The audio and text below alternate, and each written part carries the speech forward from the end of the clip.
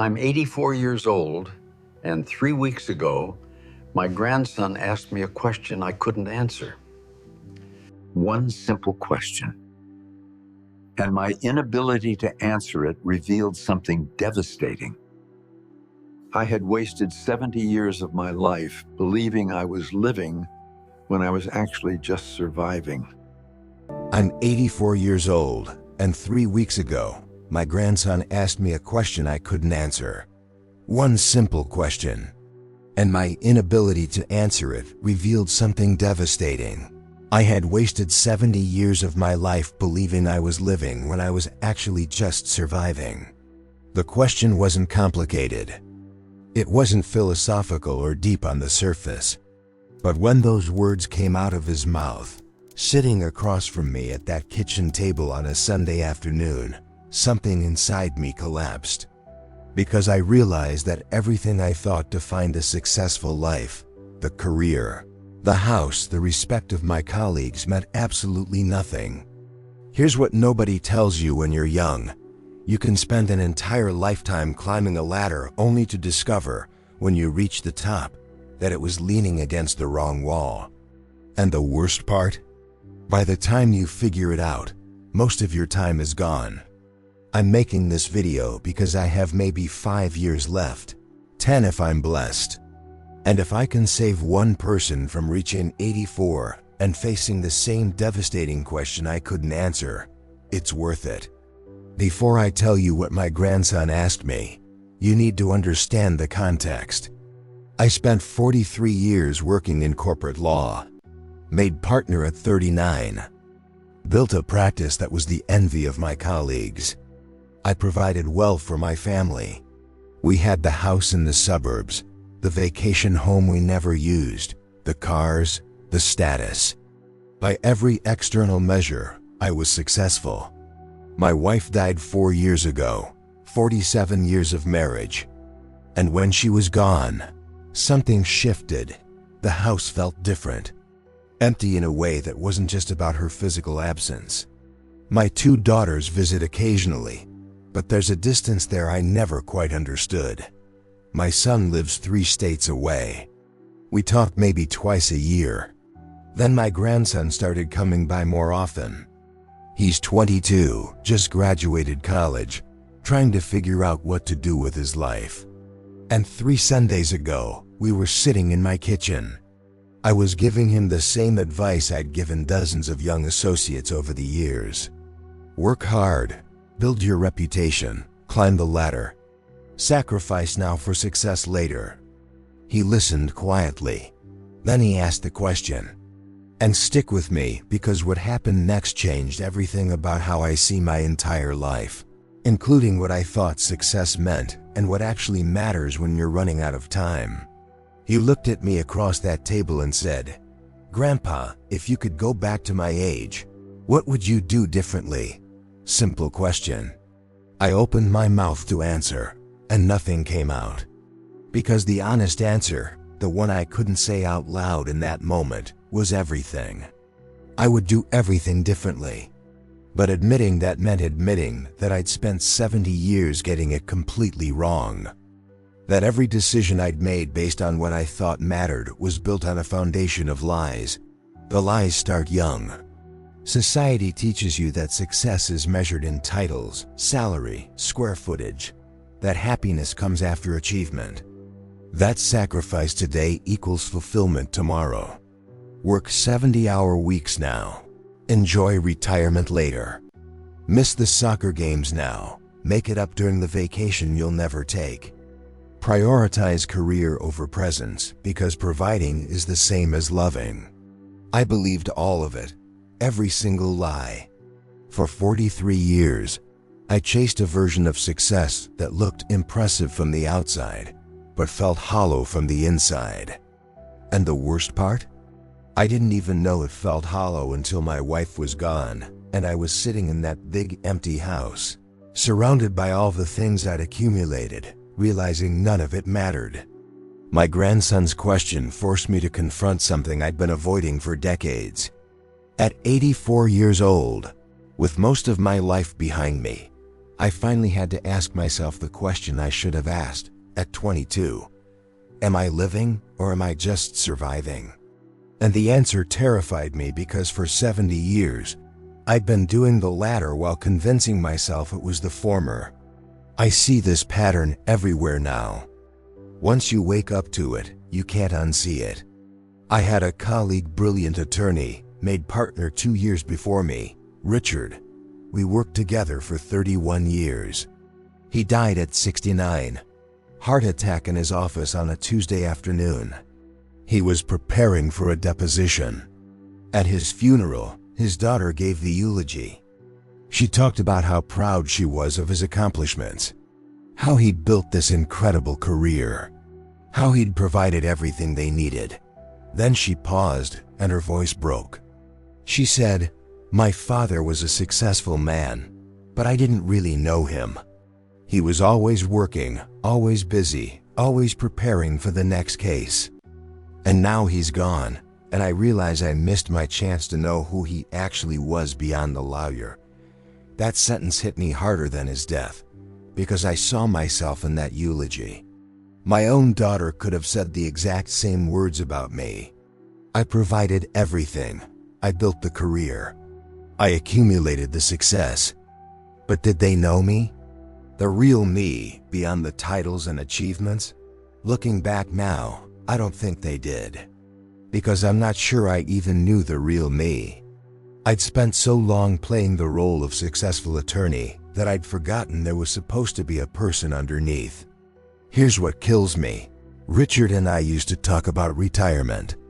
About all the things we'd do when we finally had time. The trips we'd take.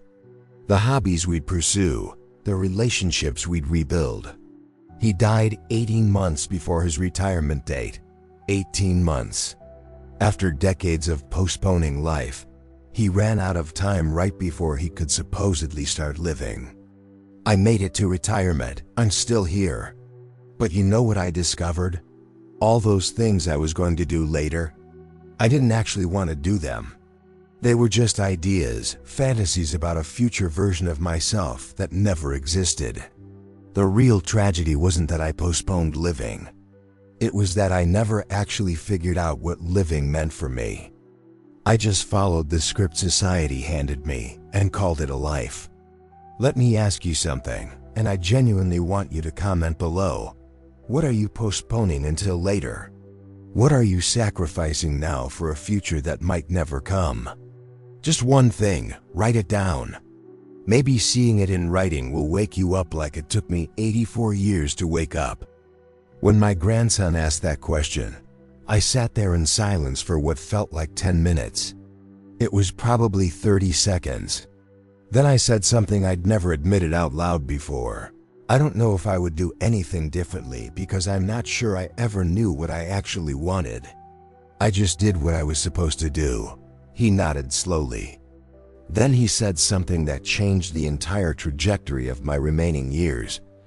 So you spent 70 years living someone else's definition of success? 7 words. That's all it took. 7 words to completely dismantle everything I thought I'd built. The question that changed my life wasn't his first question about what I'd do differently. It was his follow-up observation that forced me to confront the truth. For 70 years, I'd been living a life designed by external expectations, not internal alignment. I'd been so busy achieving what I was supposed to achieve that I never stopped to ask what I actually wanted to achieve. In the 4 years since my wife died, I'd been coasting, going through the motions. But that conversation with my grandson broke something open. I started asking different questions. Not, did I succeed, but did I live? Not what did I accomplish, but who did I become? Not what do I have, but what do I feel? The answers were uncomfortable. Devastating, actually. I'd accomplished a lot. I'd become someone impressive on paper. I had accumulated plenty. But when it came to actually living, to feeling alive, present, connected, fulfilled, I'd been asleep for 70 years. Here's what I've realized in these past 3 weeks since that conversation. The question that changes everything isn't complicated. It's actually terrifyingly simple. Am I living the life I want to live, or am I living the life I think I'm supposed to live? Most people never ask this question. They just follow the path laid out in front of them. School, college, career, marriage, house, kids, retirement, death.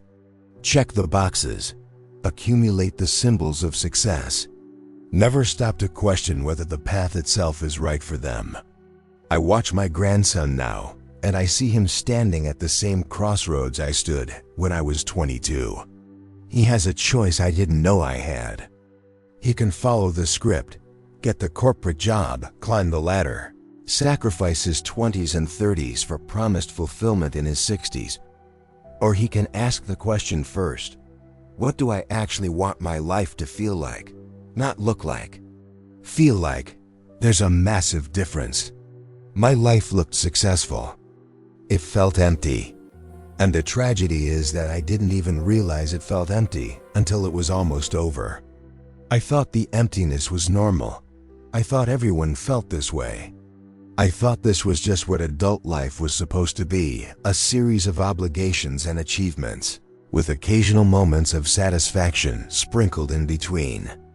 If you're in your 20s, 30s, or even 40s, you still have time. Not unlimited time. None of us do. But you have more time than I do. And the single most important thing you can do with that time is figure out what living actually means for you. Not what your parents think it should mean. Not what society says it should mean.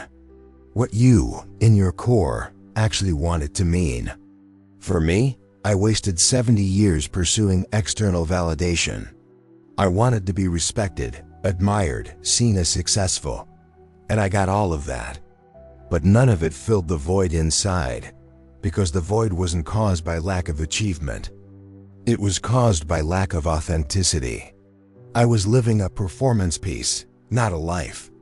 The question my grandson asked forced me to examine what I actually value now, at 84, with limited time left. And you know what I discovered? The things that matter most are the things I neglected most. Presence, connection, curiosity, growth, vulnerability, authenticity. These don't show up on a resume. They don't earn promotions. They don't impress colleagues. But they're what make life feel worth living. I'm spending my remaining years trying to cultivate these things. It's harder than building a career was, because there's no roadmap for this. No clear path to follow. No external validation to confirm I'm doing it right. I just have to feel my way through it and trust that this uncomfortable, uncertain, vulnerable pursuit of authenticity is what I should have been doing all along. Don't wait until you're 84 to ask the questions that matter. Don't spend 70 years climbing the wrong ladder. Stop right now and ask yourself, am I living or am I just surviving? If you can't answer immediately, that's your answer. I'm 84 years old. I have maybe 5 years left, possibly less. I can't get back the 70 years I spent living someone else's definition of success. But I can spend my remaining time differently. And more importantly, I can share this with you now, while you still have time to choose differently. The question that changed my life wasn't complicated. What would you do differently? But the real revelation came from the follow-up observation. You spent 70 years living someone else's definition of success. That's when everything collapsed and rebuilt. If this story made you think differently about your own path, share it with someone who needs to hear it. Maybe they're standing at the same crossroads I stood at 70 years ago. Maybe they're asking themselves the same questions. The next lesson is appearing now, and it goes even deeper into what I discovered about authenticity versus performance. Here's my final thought. Success is easy to define externally.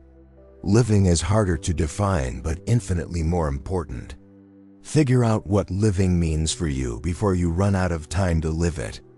Ask the hard questions now, not when you're 84 and most of your time is gone. Because the worst regret isn't failing at something you attempted. It's succeeding at something you never actually wanted in the first place. You still have time. Not unlimited time, but time. Use it to live, not just survive.